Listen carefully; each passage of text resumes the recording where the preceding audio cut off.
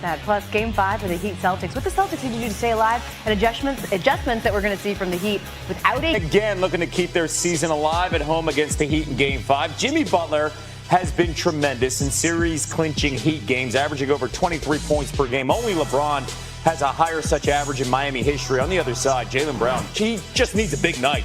Shooting 39% from the field, on pace to be his second lowest in any postseason series of his career. Despite Brown's struggles, the Celtics look like a completely different team in the second half of Game 4. First 3 games of the series, Boston shooting just 29% from 3. Game 4, they shot 40%, a mark that has led to success for the Celtics. Mindset earlier today from Al Horford. We have to respond. Our backs are against the wall, and we have to respond tonight and make sure that that the crowd is ready to go too, and that we're able to handle business. We put in so much work throughout the year, and being in this moment, it's kind of where you want to be. So, I'm just excited about this opportunity we have tonight.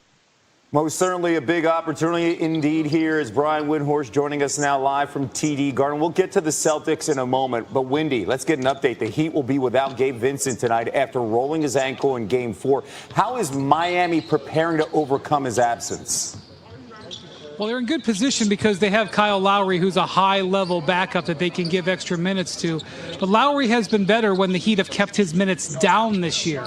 So look for a bit of a point guard by committee. They're already down 2 other guards, Kevin. They're down Tyler Hero and Victor Oladipo. So watch for Bam Adebayo and Jimmy Butler to both get time playing point guard in this game. Adebayo had 9 assists playing partial point guard in Game 2 the last time they were here, and Jimmy Butler is always comfortable handling the ball. A committee to replace Gabe Vincent. Jimmy, they're asking him to step up. He loves the big moment. Meanwhile, the Celtics, they have really struggled at home. 10-11 on their home floor over the last 2 postseasons, including 2 home losses in this series. Who has to step up for Boston if they're going to send this series back to Miami for a Game 6?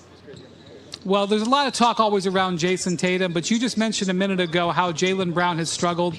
They've got to get more offensive output from him. He is just 3 of 25 in this series on 3-pointers. He's averaging almost 7 points less than he did in the last round, and he is averaging almost 10 points less than he did during the regular season when he was a second-team All-NBA player. They need more production from Jaylen Brown if they're going to extend this to Game 6 back in Miami. All right, the Celtics, by the way, 5-1 in these playoffs when Jaylen Brown records at least 25 points. Windy, thank you so much with the very latest from Boston ahead on SportsCenter. More on how the Heat are planning to adjust with Gabe Vincent out for tonight's crucial Game 5. We'll go back live to Boston. Elle? And so are the Celtics back home. That's after living to see another day, staving elimination on Tuesday night. Certainly Jimmy Butler did everything that he could in the loss. 29 points in Game 4, scored almost half of their points in the second half. Can the Heat wrap things up tonight as the Eastern Conference playoffs continue? We've got reporters really on both sides that are covering both teams for us. Nick Riddell with the Heat, Tim Bontemps with the Celtics, and I'll actually start right there with the home team and Tim Bontemps. Celtics finally looked formidable in Game 4, right? That's what we've been waiting on. So what are they saying about what they're going to hope to carry into Game 5?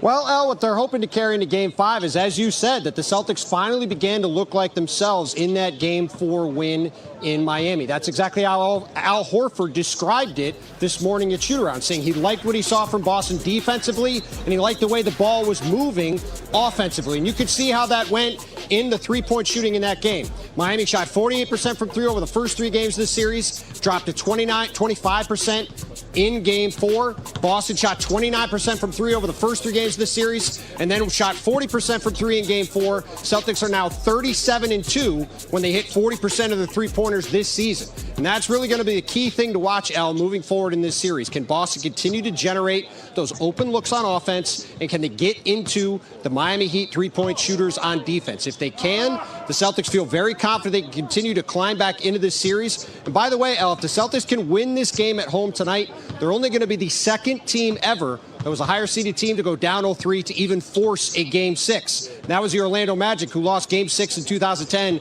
right here to the Boston Celtics. So we'll see if Boston can continue to get back in this series, continue to hit some shots, and get a little bit closer to potentially making history. Yeah, the odds makers like it. They're taking the momentum wave. They're 8-point favorites right now, are the Celtics on the home floor tonight, despite the fact that they're 0-2 there in this series. Meanwhile, here's Gabe Vincent of the Heat earlier today addressing his absence for Game 5 tonight. Listen. It's really unfortunate. I'm a competitor. I love to compete with my guys, and it's definitely the highest stakes. And, so I'll be here supporting them and watch them do their thing tonight. What's the balance between players doing more with Gabe being out versus trying to do too much? Yeah, I don't think that's really an issue. Everybody understands their role. We don't need guys stepping out of the box. But we've been at our best when a bunch of guys have contributed and done it within the flow of what we're trying to get accomplished. Time now for Nick Friedel, who is covering the Heat in this series. Nick, Gabe Vincent's absence is a huge storyline in this game. Let's specifically talk about how great he's been. I mean, in this series, he's shooting 50% from three. What will be Miami's plan without him tonight? Kevin, they're feeling great about that plan because they have Kyle Lowry. And Eric Spoelstra said this morning, he is our Hall of Fame quarterback. Now, Spoelstra hasn't revealed whether or not Lowry will start. But, Kevin, what we know for sure is he's going to play a lot of minutes. This is a Heat team that trusts him on the floor. He brings stability to the group. He has a rhythm with Jimmy Butler, and he's played in huge games in his career and, of course, won that title in Toronto. So the Heat feel like they can overcome the absence of Vincent because they believe that Lowry can rise to the occasion. This is a Heat team that knows exactly what they're going to get from Jimmy Butler. Bam Adebayo said after Game 4, I've got to be better and I've got to do more. And they feel like they can plug Lowry in for big minutes, and he can lift up everybody else's game around him. You know, one thing to keep in mind tonight, the Heat have not lost back-to-back games since